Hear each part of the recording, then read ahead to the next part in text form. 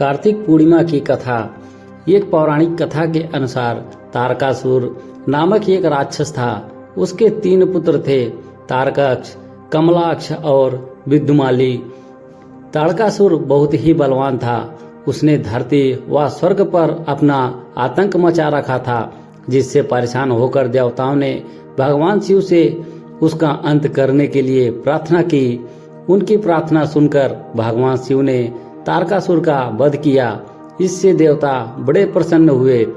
उसके 3 पुत्रों को यह सुनकर बड़ा दुख हुआ और उन्होंने इसका बदला लेने के लिए ब्रह्मा जी की घोर तपस्या की। उनकी तपस्या से प्रसन्न होकर ब्रह्मा जी ने तीनों से वरदान मांगने को कहा। तीनों ने ब्रह्मा जी से अपने अमर होने का वरदान मांगा। ब्रह्मा जी ने अमरता के अलावा कोई दूसरा वरदान मांगने को कहा। इसके बाद उन तीनों ने कुछ देर तक इस पर बहुत विचार किया और फिर ब्रह्मा जी से कहा, आप 3 अलग अलग नगरों का निर्माण करें, जिसमें सभी बैठकर पूरी पृथ्वी और आकाश में घूम सके।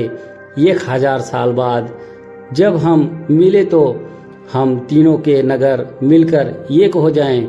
जो देवताओं तीनों नगरों को एक ही बाण से नष्ट करने की क्षमता रखता हो, वही हमारी मृत्यु का कारण बने। उन सब की नजरों में यह एक असंभव कार्य था। उन्होंने उन्हें वह वरदान ब्रह्मा जी के निर्देशानुसार मयदानव ने उनके लिए 3 नगरों की स्थापना की। तारकाक्ष के लिए सोने का, कमलाक्ष के लिए चांदी का और विद्युमाली के लिए लोहे का नगर बनाया गया।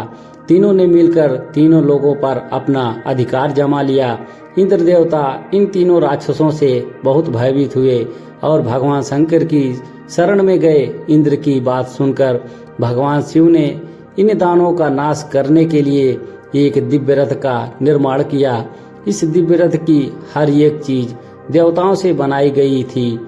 चंद्रमा और सूर्य से पहिए बने, चंद्र, वरुण, यम और कुबेर रथ के 4 घोड़े बने, हिमालय धनुष बने और शेषनाग प्रत्यंचा बने। भगवान शिव खुद बाण बने और बाण की नोक अग्निदेव स्वयं बने। इस दिव्य रथ पर भगवान शिव स्वयं सवार हुए। देवताओं से बने इस रथ और तीनों भाइयों के बीच भयंकर युद्ध हुआ।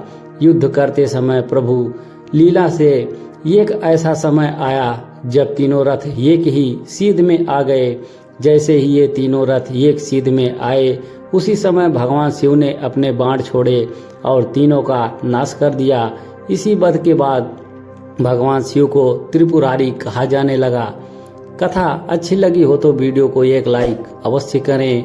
हर हर महादेव।